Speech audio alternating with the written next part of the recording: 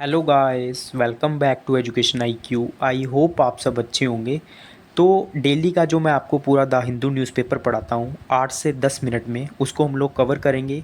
जो भी इम्पोर्टेंट होगी आपके एग्ज़ाम के लिए, लेटेस्ट करंट अफेयर, उसको हम लोग कवर करेंगे। एक स्टोरी टाइप, एक समरी टाइप मैं आपको बताऊँगा, जिससे 8 से 10 मिनट में आपका पूरा द हिंदू न्यूज़पेपर जो है वो कवर हो जाएगा।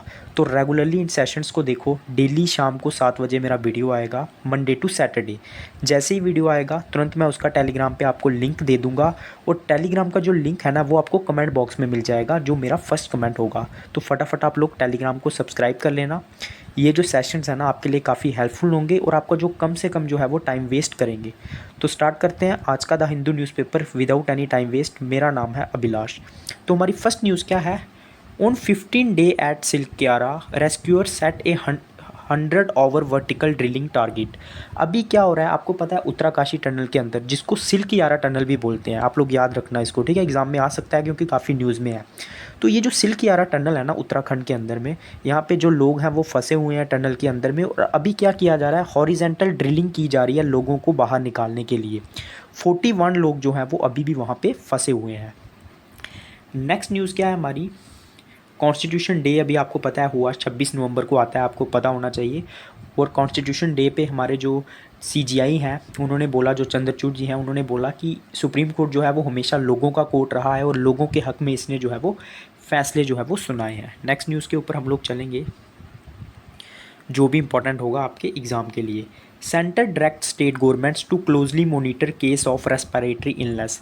तो आपको पता है चाइना के अंदर भी क्या हुआ ना, एक नया इन्फ्लुएंजा आया, एक नया फ्लू आया है, जिससे क्या हो रहा है? जो वहाँ के जो बच्चे हैं, या फिर जो वहाँ की लोग हैं, उनको क्या हो रहा है? रेस्पिरेटरी प्रॉब्लम्स हो रही है।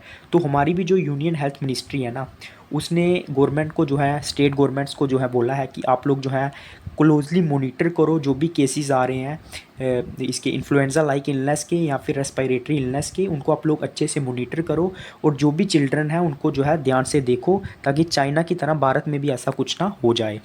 नेक्स्ट न्यूज़ के ऊपर हम लोग चलेंगे। Rules of citizenship amendment act will be framed by March, says minister. तो आपको पता है CA आया था, जिसके खिलाफ काफ़ी प्रोटेस्ट भी हुआ था 2019 में। तो गवर्नमेंट ने बोला है कि 2024 में 24 तक जो है ना, रूल्स जो है दोबारा उसको रीफ्रेम किया जाएगा रूल्स को, और उसको वापस से जो है अमेंडमेंट को लाया जाएगा। ये जो है बोला गया अजय कुमार के द्वारा, होम अफेयर्स जो अजय कुमार मिश्रा हैं, यूनियन होम मिनिस्टर हैं।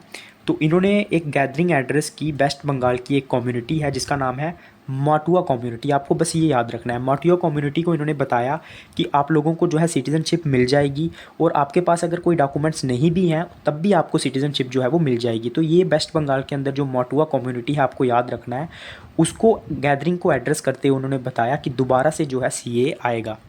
नेक्स्ट न्यूज़ के ऊपर हम लोग चलेंगे। Peaceful talks with insurgent group. Insurgent group कौन से होते हैं? जो अंदर में, देश के अंदर में ही जो है वायलेशन करते हैं, ठीक है, वायलेंट बिहेवियर शो करते हैं, अग्रेशन शो करते हैं। तो मणिपुर के जो CM है ना, आपको याद रखना है, बीरेन सिंह, उन्होंने बोला कि हम लोग जो है बातचीत कर रहे हैं, जो भी इंसर्जेंट वहाँ के ग्रुप हैं जो कि वहाँ पे जो है वायलेशन कर रहे हैं, मतलब वायलेंट चीज़ें कर रहे हैं, अग्रेशन दिखा रहे हैं, उनके साथ हमारी बातचीत चल रही है। तो वीरेंद्र सिंह ने ये बोला। आपको पता है मणिपुर के अंदर जो है काफ़ी वायलेंस हुआ था मिटीआई और कुकी कम्युनिटी के बीच में, तो उसके बाद जो है इनकी स्टेटमेंट आई है। नेक्स्ट न्यूज़ के ऊपर हम लोग चलेंगे। ये सब पॉलिटिकल न्यूज़ है, आपके लिए इंपॉर्टेंट नहीं है। इसमें जो LGBTQ कम्युनिटी की जो न्यूज़ है वो इम्पोर्टेंट।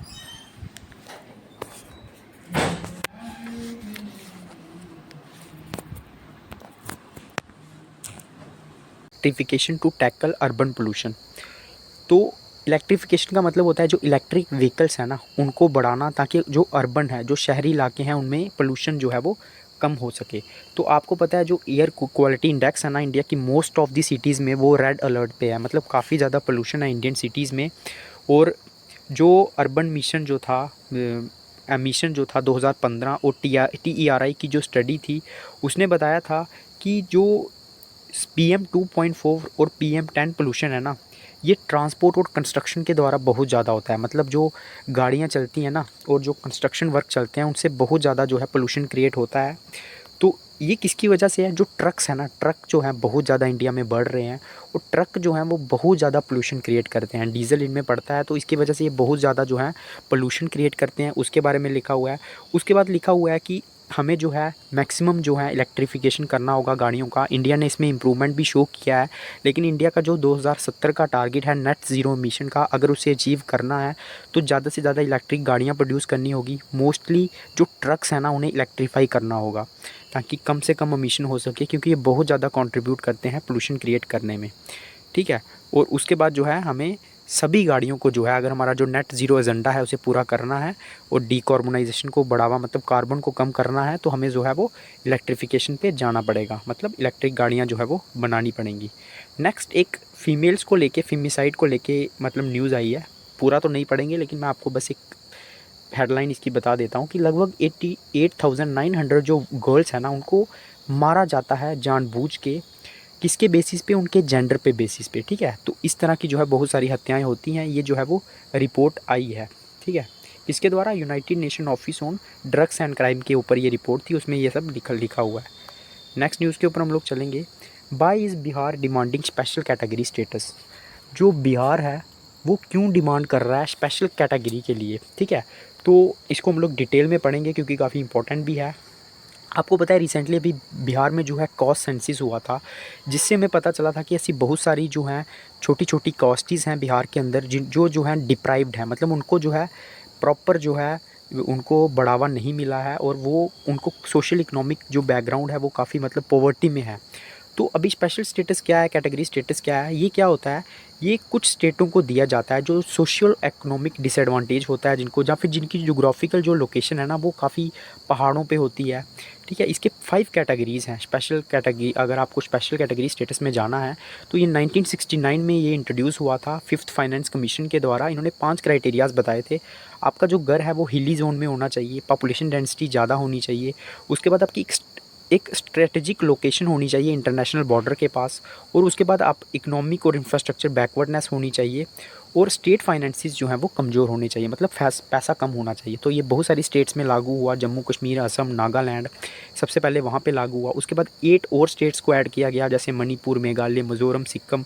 तो इसके बेनिफिट क्या हैं, बेनिफिट ये हैं कि जो स्पेशल कैटेगरी स्टेटस है ना, ये इससे क्या मिलता है, ग्रांट्स मिलती हैं, मतलब आपको लोन दिया जाएगा, पैसा दिया जाएगा गडगिल मुखर्जी फार्मूला के द्वारा, और 30% ऑफ को असिस्टेंस मिलती है, हेल्प मिलती है स्टेट्स को, ठीक है। और उसके बाद क्या है, जो भी सेंट्रली स्पॉन्सर्ड स्कीम होती हैं उसमें 90-10 की रेशो, मतलब 90% पैसा सेंटर लगाएगी और 10% जो है वो स्टेट लगाएगी, ठीक है। और उसके बाद बिहार है, ये क्यों डिमांड कर रहा है, क्योंकि बिहार में बहुत ज़्यादा पॉवर्टी है, लैक ऑफ रिसोर्सेज हैं, और जो भी कास्ट सेंसिस हुआ है उसमें बताया कि बहुत सारी कास्टें जो है वो कमज़ोर हैं। तो क्या ये जस्टिफाइड है ऐसा होना, बिहार में कास्ट सेंसिस होना? तो होना तो चाहिए, लेकिन और भी हम कुछ चीज़ों को यूज़ कर सकते हैं। जैसे जो रघुरंजन की जो रिपोर्ट थी 2013 में, उन्होंने कमेटी ने रिकमेंड किया था कि बिहार जो है लीस्ट डेवलप्ड है, और हमें जो है ना इसको मल्टी डायमेंशनल तरीके से इसको आगे फ़ंड प्रोवाइड करने की ज़रूरत है। ज़रूरी नहीं है कि हम लोग इसको स्पेशल कैटेगरी में डाल दें। तो ये पूरा आर्टिकल था, काफ़ी इंपॉर्टेंट है, मैंने आपको बता दिया। नेक्स्ट न्यूज़ के ऊपर हम लोग चलेंगे जो भी इंपॉर्टेंट होगी। हाँ, president Murmu calls for all India judicial service. तो आपको पता है ना हमारे यहाँ 3 ऑल इंडिया सर्विसेज हैं, आईएएस, आईपीएस और इंडियन फॉरेस्ट सर्विस। लेकिन अभी जो मुर्मू जी हैं ना, उन्होंने बोला कि ऑल इंडिया जुडिशियल सर्विस भी होनी चाहिए, ताकि सबको जो है बराबर जो है हक मिल सके जुडिशियल में, ठीक है, जो हमारा न्यायालय होता है। तो उन्होंने इसकी डिमांड की है। नेक्स्ट न्यूज़ के ऊपर हम लोग चलेंगे जो भी इंपॉर्टेंट होगी। मोदी जी जो है वर्ल्ड क्लाइमेट एक्शन समिट जो दुबई के अंदर होगा यूएई में, COP28 की जो मीटिंग है क्लाइमेट चेंज को लेके, उसमें हिस्सा लेंगे, यही लिखा हुआ है, इसमें क्लाइमेट एक्शन को लेके बात होगी। नेक्स्ट न्यूज़ के ऊपर हम लोग चलेंगे जो भी इंपॉर्टेंट होगी। ये जो है पॉलिटिकल न्यूज़ है। वर्ल्ड की न्यूज़ क्या है, हमस जो है ना 3rd फेज़ चल रहा है इनका, ये जो बंदी बनाए हुए लोग थे उनको छोड़ रहे हैं। अभी जो है पास लगा हुआ है, मतलब 4 दिन का युद्ध विराम है, तो उसमें ये सारी चीज़ें हो रही हैं। उसके बाद जो साउथ कोरिया, जापान और चाइना है ना, ये दोबारा से जो है सबमिट कर रहे हैं, दोबारा एक दूसरे से मिल रहे हैं, दोबारा से 4 साल बाद जिन्होंने जो है वो मीटिंग की, और इन्होंने एशिया में दोबारा जो है कोऑपरेशन की बात की। तो यही इसमें लिखा हुआ है। नेक्स्ट न्यूज़ क्या है, उसके बाद ये जो है स्पोर्ट्स की न्यूज़ आ गई। तो पूरा न्यूज़पेपर हमारा ख़त्म हो गया। वीडियो अच्छा लगा प्लीज़ लाइक करना, कमेंट करना, ज़्यादा से ज़्यादा टेलीग्राम पे, व्हाट्सएप पे शेयर करना। जय हिंद।